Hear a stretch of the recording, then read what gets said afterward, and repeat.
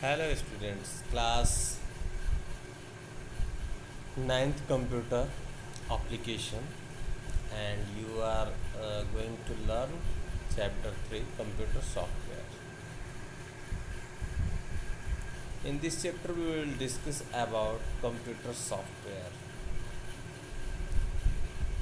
Software are the programs. Software are the collection of several programs, and program is set of instruction.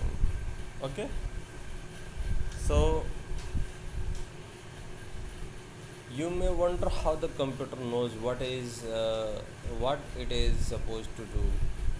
The fact is that computer is a machine like any other machine, and it does not know anything.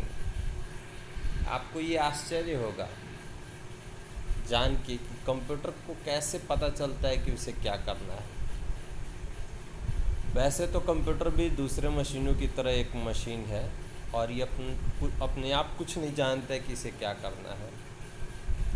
It is a डम machine, ये एक खाली machine होता है, and does not possess any intelligence, और इसका अपने आप में कोई इंटेलिजेंस ही नहीं होती है।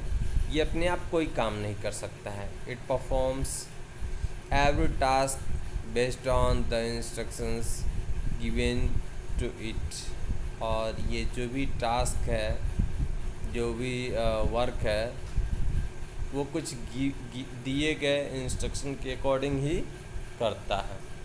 These instructions may be pre-stored or given on the spot, और ये जो इंस्ट्रक्शंस हैं या तो पहले से स्टोर किए गए होते हैं या फिर at the time of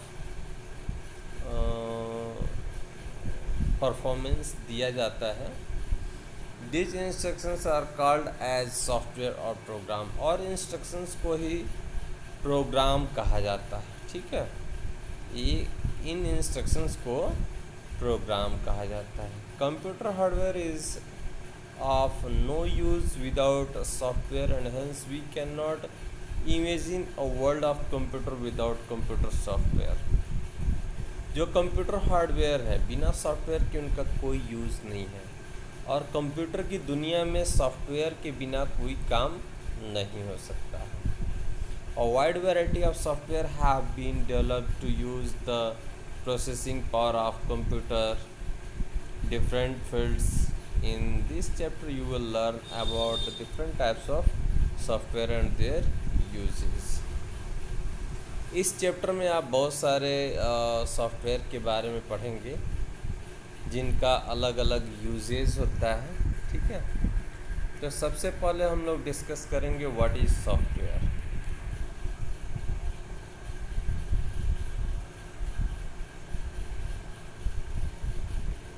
Software are the set of instructions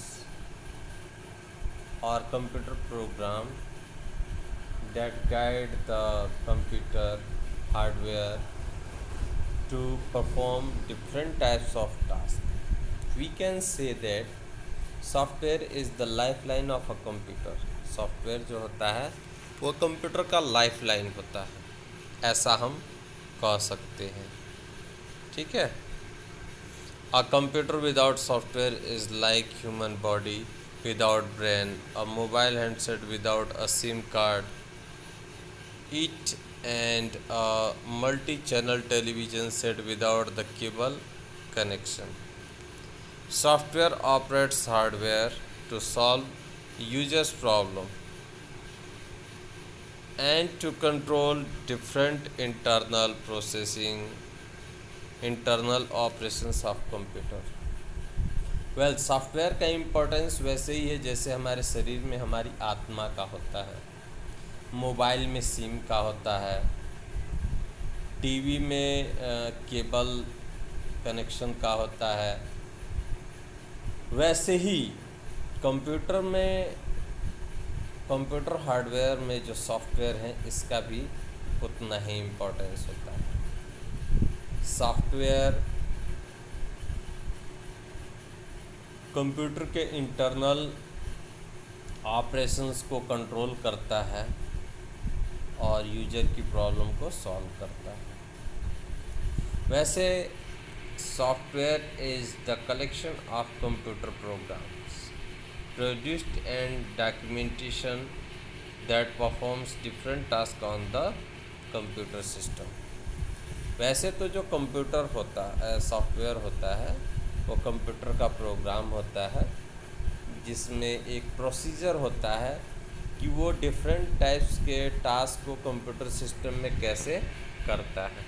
okay, with the advancement of hardware technology and to meet the different types of processing requirements, a wide variety of software have been developed। वैसे hardware technology के develop होने से जो इसकी different processing requirements हैं, वैसे software में भी बहुत सारे डेवलपमेंट हुए हैं। And some software comes pre installed with your computer. कुछ ऐसे सॉफ्टवेयर होते हैं जो कंप्यूटर में पहले से इंस्टॉल्ड होके आते हैं, ठीक है। अदर सॉफ्टवेयर्स में बी गिवन टू यू, और दूसरे सॉफ्टवेयर आपको अलग से दिए जाते हैं, और मे बी बॉट, या फिर आप उसको परचेज करते हैं। Software usually comes on CD-ROMs। Softwares वैसे तो CD-ROMs वगैरह में आते हैं। Sometimes you can download software from the internet, और कभी कभी आप इंटरनेट से भी डाउनलोड कर लेते हैं। Once you have the software you can install it on your computer. और एक बार यदि आपके पास सॉफ्टवेयर आ जाता है तो उसको आप अपने कंप्यूटर सिस्टम में इंस्टॉल कर सकते हैं। The software is then ready to use, और उसके बाद वो सॉफ्टवेयर इस्तेमाल करने के लिए तैयार हो जाता है। In the section of follow we will discuss about the different types of computer software. अगले टॉपिक में हम लोग डिफरेंट टाइप्स के सॉफ्टवेयर्स के बारे में डिस्कस करेंगे, जिसमें बेसिकली 3 तरह के सॉफ्टवेयर्स होते हैं, ठीक है। Today hundreds of different types of software have been developed to program computer for performing different types of tasks. It may be the software to access the internet, or to listen to music, to watch a movie, to send a letter, to have a conference with an overseas client, to prepare a business presentation, to diagnose a disease, to play a game, etc. The list is endless. All these softwares are classified into 2 broad categories. These are system software and application software। वैसे तो यहाँ software को 2 broad categories में बताया गया है, but for kind your information, अगर हम सॉफ्टवेयर को कैटेगराइज करते हैं तो 3 तरह के सॉफ्टवेयर में कैटेगराइज कर सकते हैं, 3-4 तरह के सॉफ्टवेयर में कैटेगराइज कर सकते हैं, बट आगे हम देखते हैं।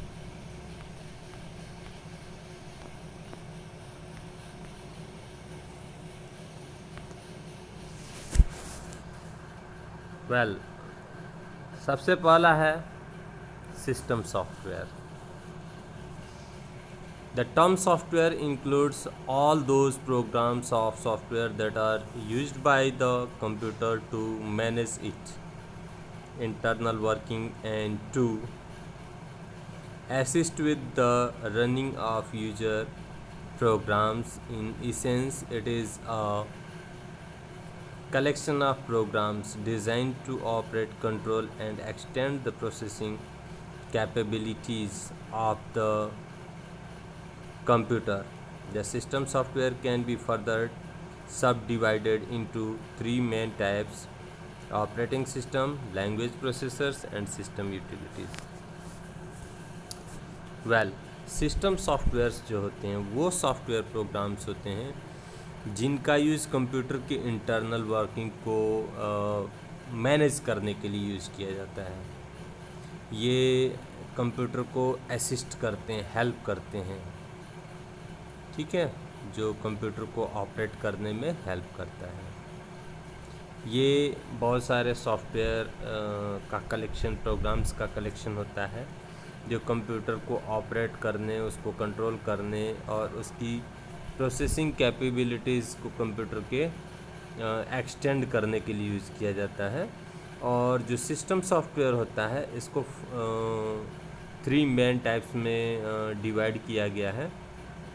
पहला है ऑपरेटिंग सिस्टम, दूसरा है लैंग्वेज प्रोसेसर्स और तीसरा है सिस्टम यूटिलिटीज़। ओके, अब हम लोग देखते हैं ऑपरेटिंग सिस्टम को।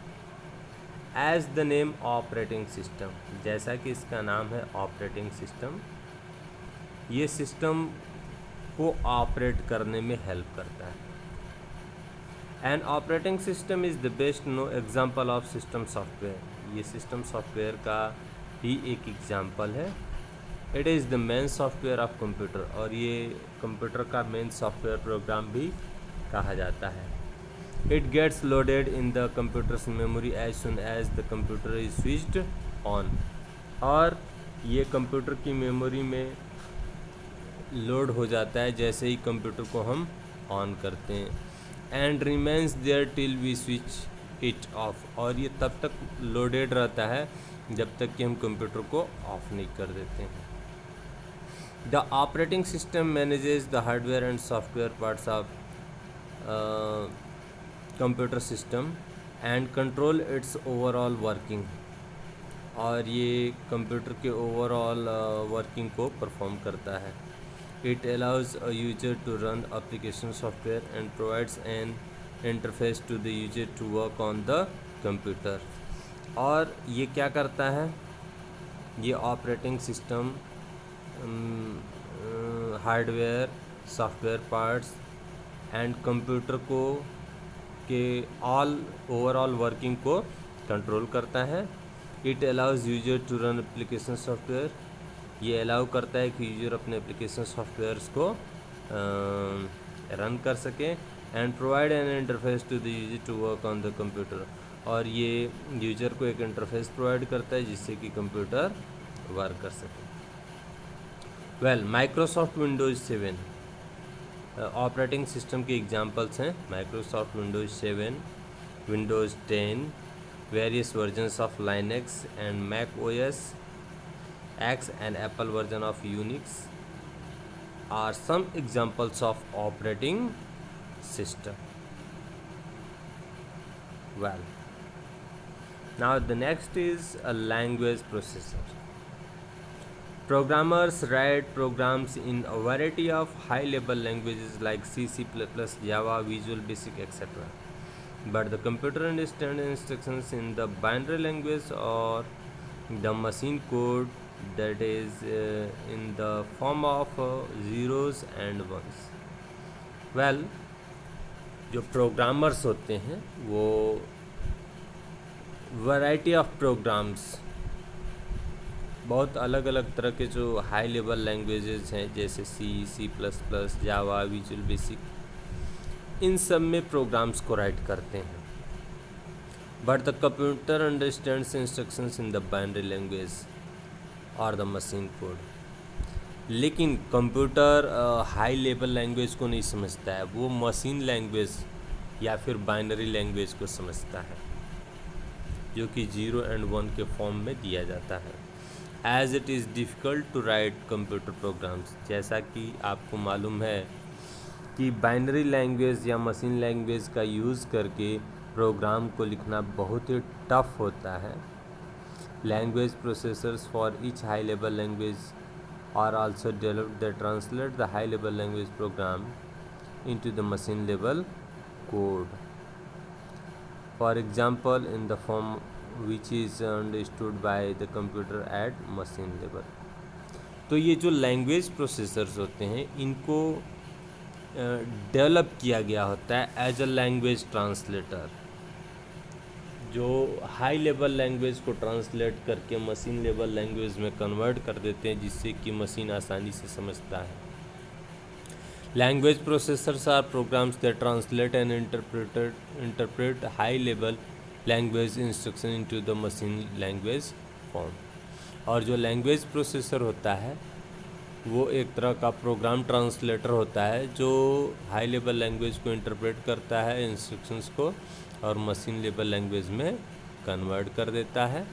और कुछ लैंग्वेज प्रोसेसर्स हैं वैसे तो यहाँ 3 दिया गया है, जिसमें है compiler, interpreter and assembler. Okay, तो हम यहाँ पे डिस्कस करेंगे कंपाइलर के बारे में। A compiler is a language processor that translate the complete high level language program as a whole into the machine code before execution. The C++ compilers are best example of compiler program. जो compilers होते हैं ये language processors होते हैं जो translate करते हैं complete high level language programme को, यानी कि पूरे प्रोग्राम को एक ही बार में वो क्या करता है, मशीन कोड में कन्वर्ट कर देता है बिफोर एग्जीक्यूशन से पहले। और इसका सबसे अच्छा एग्जांपल C और C++ का कंपाइलर है। The program translate into the machine code is called the object code. और जो प्रोग्राम मशीन कोड में कन्वर्ट कर दिया जाता है उसको ऑब्जेक्ट कोड भी कहा जाता है। The source code is translated to the object code successfully if it is free of errors. और जो सोर्स कोड होता है वो ऑब्जेक्ट कोड में सफलतापूर्वक तभी ट्रांसलेट हो पाता है, कन्वर्ट हो पाता है, जबकि वो एरर फ्री हो। अगर उसमें कोई भी गलती है तो वो ट्रांसलेट नहीं हो पाता है। If there are any error in the source code the compiler generates a line number wise list of errors at the end of compilation. अगर प्रोग्राम में आपके कोई एरर होता है तो कंपाइलर क्या करता है, लाइन नंबर वाइज के अकॉर्डिंग लास्ट में कंपाइलेशन के एंड में वो क्या करता है, एरर की लिस्ट को डिस्प्ले करता है। The errors must be removed before the compiler can successfully complete the source code. और इससे पहले कि कंपाइलर पूरी तरह से कन्वर्ट करे, यानी कि हमें उसके एरर्स को कम्प्लीटली रिमूव करना होता है। और जब 100% एरर फ्री हो जाता है प्रोग्राम, तभी वो ऑब्जेक्ट कोड में कन्वर्ट होता है। यहाँ पे आप देख सकते हैं कि सबसे पहले प्रोग्राम जो हाई लेवल लैंग्वेज में लिखा हुआ है वो सोर्स कोड कहलाता है। वो कंपाइलर को ट्रांसफ़र किया जाता है और कंपाइलर उसको रीड करता है और वो फिर ऑब्जेक्ट कोड में कन्वर्ट कर देता है।